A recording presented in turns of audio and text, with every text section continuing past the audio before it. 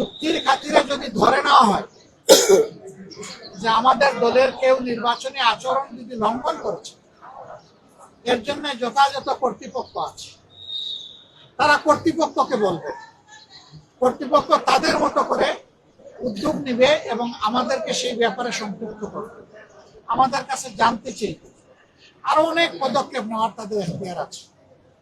কিন্তু কোনো ব্যক্তি বা দলের কোনো ধরনের কোনো এখতিয়ার নাই এই ব্যাপারে কোনো মব সৃষ্টি করার। আমরা এই নোংরা মবের নিন্দা জানাই এবং আমরা দেখতে চাই যে মব যেন এখানেই শেষ হয়। মনে রাখবেন, দুনিয়ার মানুষ এখন অনেক সচেতন। মব করে জনমত এখন প্রভাবিত করার দিন শেষ। সবাই জনগণের কাছে যাবে, নিজের বক্তব্য নিয়ে যাবে, দলের অঙ্গীকার নিয়ে যাবে, নিজের চরিত্র নিয়ে যাবে, নিজের কার্যক্রম নিয়ে উপস্থিত হবে। জনগণ অতীত বর্তমান বিবেচনা করে ভবিষ্যতে কার উপর আস্থা রাখবে সেই সিদ্ধান্ত। আমাদের অঙ্গীকার একেবারে স্পষ্ট। আমরা একটা দুর্নীতি দুঃশাসন মুক্ত ন্যায় ইনসাফ ভিত্তিক আমরা একটা সমাজ গড়তে চাই, যে সমাজে ফ্যাসিজম আর ফিরে আসবে না। এর জন্য আমরা দুটো নির্বাচন একসাথে অংশগ্রহণ করব, একটি জাতীয় সংসদ নির্বাচন আর একটি হচ্ছে রেফারেন্ডাম। আজকে আমি নির্বাচনের ব্যাপারে কিছু বলবো না, এটা আচরণ বিধির লঙ্ঘন হবে, ওটা কালকে থেকে বলা শুরু করবো ইনশাআল্লাহ। কিন্তু শুধু এই আসনে না, 300 আসনে যারা নির্বাচনে অংশগ্রহণ করছেন তাদের সকলের প্রতি আমাদের অনুরোধ, প্লিজ জনগণের প্রতি আস্থা রাখুন। জনগণকে শান্তিপূর্ণভাবে সিদ্ধান্ত নিয়ে তার ভোট তার পছন্দ মতো প্রতীক এবং বাক্সে পৌঁছানোর সুযোগ দিন। এর মাধ্যমে যেই নির্বাচিত হয়ে আসবে সকল রাজনৈতিক দলের দায়িত্ব হবে তাকে সহযোগিতা করা,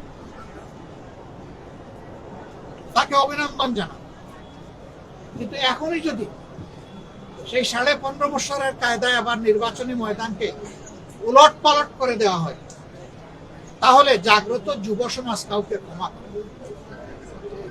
তারা তো মুখের রক্ত দিয়ে পরিবর্তন হচ্ছে।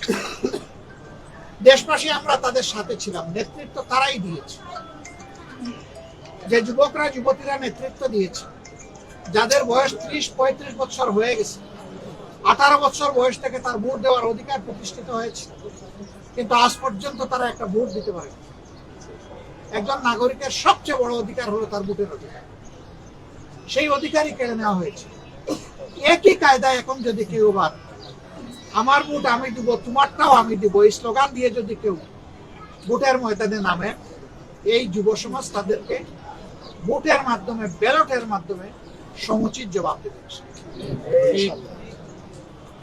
আমরা সবাইকে অনুরোধ করবো, আসুন শান্তিপূর্ণ অবস্থানে থেকে পরস্পরের প্রতি শ্রদ্ধাশীল হয়ে আমরা একটা সুষ্ঠু নির্বাচনে সহযোগিতা করি।